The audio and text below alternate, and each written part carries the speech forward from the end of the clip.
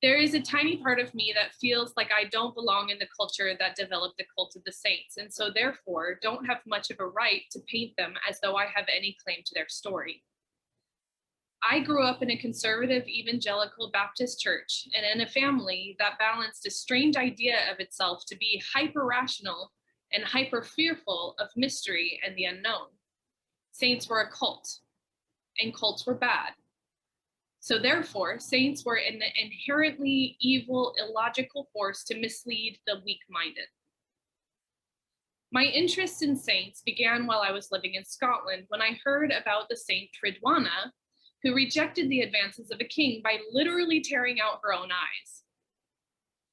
I know it's a little morbid, but this story had a huge effect on me, and I felt a real connection to Tridwana because this came at a time when I was thinking deeply about violence against women. So I painted her portrait and gave it away. A couple of years later, in 2019, I decided to start this series of paintings on mirrors and began reading as much as I could about their lives. One thing I learned is that this fear my family had of female saints, and saints in general, is ironically a very ancient fear. According to the book The Bone Gatherers by Nicola Denzi, the violently ambitious Pope Damasus, after massacring his Christian opponents, went on a campaign to delegitimize most female saints, as well as devalue the role of women in the church, hence successfully turning the early Christian church fully patriarchal, pushing women to the background and concreting the ideologically Roman concept of masculinity in its Christian men. As our Saint Tertullian said, "You are the devil's gateway.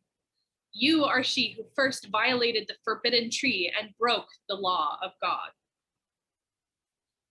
Quotes like that are a part of the church's story. But what's great about reading about the female saints is that they show that women don't surrender. Not really. We might be forced to passively attempt to sway the tides in our favor, but we never give up what's truly important to us. Not especially after it was women who gave Christianity a solid foothold in the most powerful empire of the time. And so the cult of the Virgin Mary and female saints continue to ebb and flow in authority within each culture the church has dominated in, but mainly it simply survived. Then came the Protestants. Lutherans, Anglicans, Presbyterians, Anabaptists, they all gave the world a new, unique, and wonderfully freeing view of Christianity the church as an institution had forgotten. But like their predecessors, they focused their efforts to be free in some respects, but also to reinforce ancient oppressions. Suspicion about women suddenly exploded in the church like wildfire, and a subjugation ensued violently. Under them, all Christians became saints, equal in importance. Well, equal if you so happen to be male. Therefore, the traditional saint that women looked up to became evil. As our Saint Martin Luther said, "If women become tired or even die, that does not matter. Let them die in childbirth. That is why they are there." But through it all, women endured, and so did the saints. Ancient ones whose vague stories seem to repeat themselves in theme and content, and new saints that joined the ranks as societies and cultures changed. Stories of devout, stubborn women who refused to renounce the freedom that their faith offered, often to death. And though the powers that be either bend their stories to offer a narrative that can further dominate or even attempt to forget them altogether, women usually choose to see their stories as far as how they reflect their own experiences, just like I have.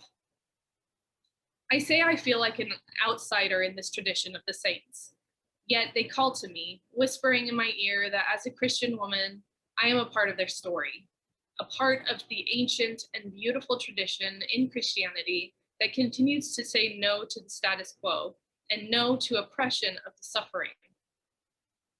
that in my own suffering from my past, I am inextricably linked to them, and they to the rest of womankind.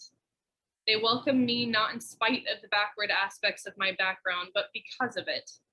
Male, female, Jew, Greek, old, young, and all who fall around and in between, we all should see a part of ourselves reflected in their likeness.